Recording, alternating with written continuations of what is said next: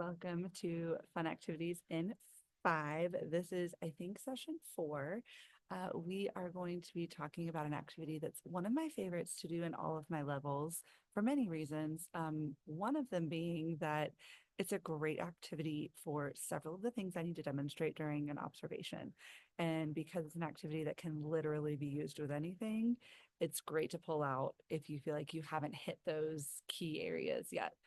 Those areas for me are going to be differentiation and collaboration with students. So, the activity that I want to talk to you about today is a gesture retell.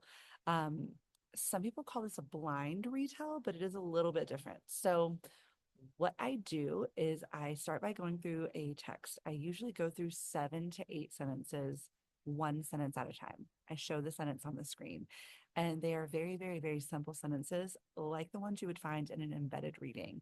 They're not 15 words long. There are sentences that are 5, 6 words, very, very simple. There is a boy. The boy is named Nick. The boy named Nick is tall. Those kind of sentences, very, very, very, very simple. So when you show that one sentence, I read it out loud. I do the gestures with the students. They do the gestures with me. And I go through questions. Is there a boy or is there a girl? What's the name of the boy? What's the name of the girl? Oh, there's not a girl. Okay, cool. And we do kind of circling around each question. With each additional sentence, I read the previous sentence, read the next one, and we gesture the whole thing. So by the end, we've gestured the first sentence somewhere around 8 to 10 times, and we've gestured the last sentence 3 or 4 times as we're kind of building. I give students one more read through of the story. I read through the short story, everybody gestures together. That's our learning portion of this activity. Then I put students in pairs. I arbitrarily choose one student to be the gesturer and one to not. This week I did whoever's tallest is going to be the gesturer, and whoever's not tallest is going to be the other person. The gesturer faces the screen or wherever your text is projected. The other student faces the opposite direction so they cannot see the text. The gesturer then starts gesturing the story. I do give my students the opportunity that they can describe a word if they don't think they can gesture it, but I've done this activity 3 times this week, and so far, no class has done anything but gestures. They're gesturing the story to get the other student to repeat the words from the story, to say the words. Once they have successfully said an entire sentence exactly the way it is on the board, the gesturing student holds up the number of that sentence so that I can visually see who's on number 1, number 2, number 3, etc. Whenever they have finished, it's usually pretty obvious because most of them are like, yeah, and they get really excited.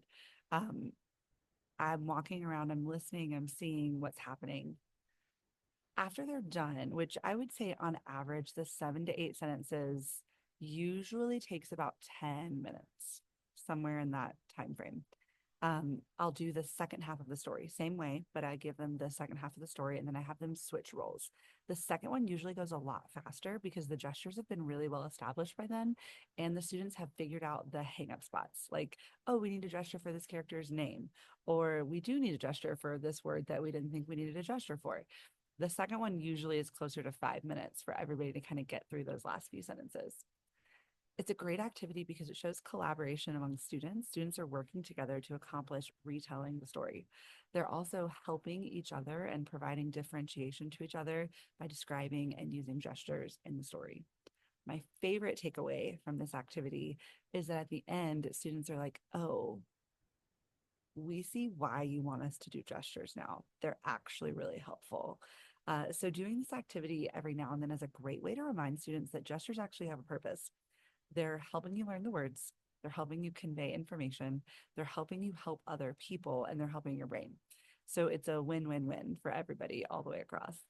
So, I hope you enjoyed today's fun activity in 5 on a gesture retell, and I hope to see you shortly.